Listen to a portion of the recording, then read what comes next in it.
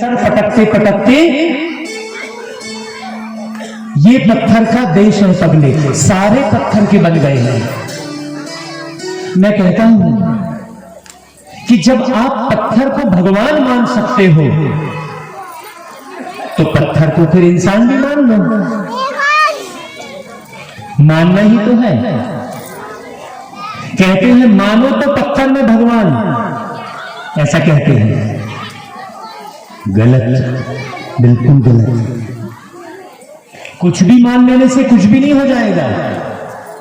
पत्थर में भगवान मानते मानते क्या भगवान से मुलाकात हुई? क्या हुई? सुख के सागर से मुलाकात हुई? प्यार के सागर से मुलाकात हुई? मुलाकात नहीं हुई। इसलिए हम बूंद के प्यासे गाते रहे। जब वो सागर है तो हम बूंद के प्यासे क्यों हैं? जरूर हम उनसे नहीं मिले हैं। तो ये पत्थर का देश है पगले, ये पागलपन छोड़ो, परमात्मा को कहते हैं।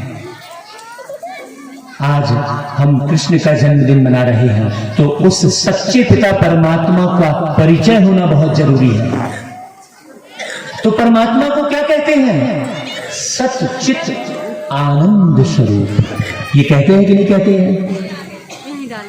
तो सच्चित मतलब वो सत्य है, मतलब वो पत्थर में नहीं है, वो सत्य है। चित अर्थात चैतन्य है, चैतन्य प्रभु कहते हैं। तो चैतन्य कैसे पत्थर में होगा भाई? तो अब पत्थर को तो भगवान मान रहे हो और चैतन्य जो शरीर दिख रहा है और जिसमें चैतन्य आत्मा बैठी है उसके साथ दुर्व्यवहार कर रहे हैं।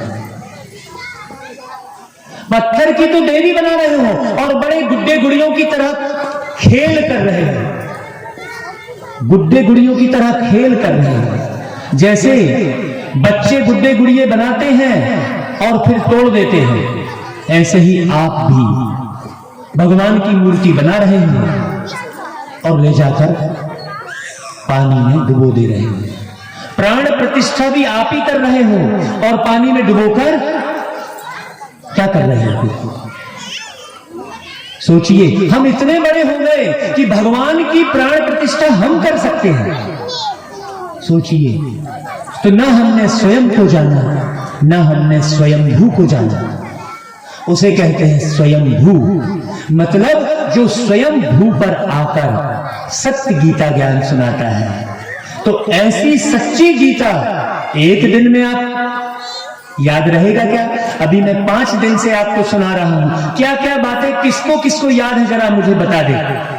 यहां भगवत मंच से उसे बहुत अच्छा इनाम दिया जाएगा। क्या क्या नई बातें सुनी आपने?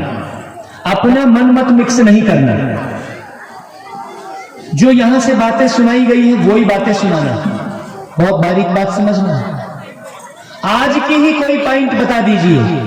क्या मैंने आज जो 3 बजे से लेकर जो शुरू की है वाणी और अभी जो है 5:30 होने जा रहे हैं, इस 2.5 घंटे की वाणी को हूबहू पूरा का पूरा, ये हमारे बाजू में गणेश जी बैठे हैं, इन गणेश जी के लिए जरा तालियां बजाइए। ये लिख रहे हैं। कहा जाता है कि व्यास ने जब सुनाया तो लिखने वाले कौन थे? गणेश जी। अभी हम इनसे पूछ लेते हैं कि जो हम हूबहू बोल रहे हैं क्या वो हूबहू पूरा पूरा लिख पा रहे हैं? तुरंत लिखने पर भी लिख पा रहे हैं क्या? पूछिए जरा, बताइए भाई, जरा माइक ले लीजिए। नहीं लिख पा रहे हैं।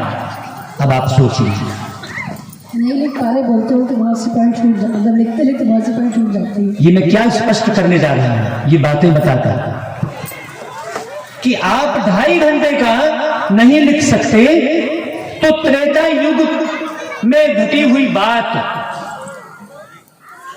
कलयुग में कैसे पूरी पूरी सही लिख ली जाएगी? बताइए, गलत बोल रहा हूं कि सही? बताइए।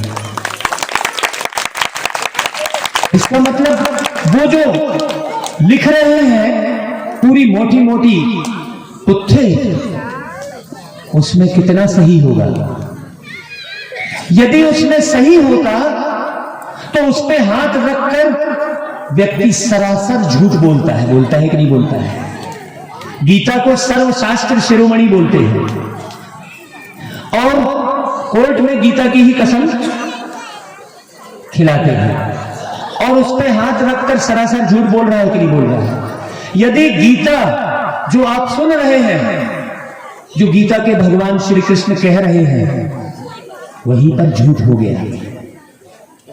गीता का भगवान श्री कृष्ण नहीं, गीता का भगवान निराकार ज्योति स्वरूप परम पिता परमात्मा पारलौकिक पिता शिव। अगर आग में हाथ डालेंगे और हाथ नहीं जलेगा, ऐसा हो सकता है क्या? हो सकता है क्या? तो अगर वो गीता सच्ची है तो वो झूठ बोल सकता है क्या? आग में हाथ डाले और हाथ ना जले, ऐसा हो सकता है क्या? इसका मतलब अभी तक जो भी सुनते आए उसमें पूरी मिलावट थी और मिलावट वाली चीज स्वास्थ्य को खराब ही करती है, फायदा कुछ नहीं होता। इसलिए अब सत्य भागवत अमृत वर्षा सुनो, जहां कोई पैसे नहीं लगने वाले हैं, 1 रुपया भी फीस नहीं है। एक आना देना, एक आना मतलब रोज एक बार आना, रोज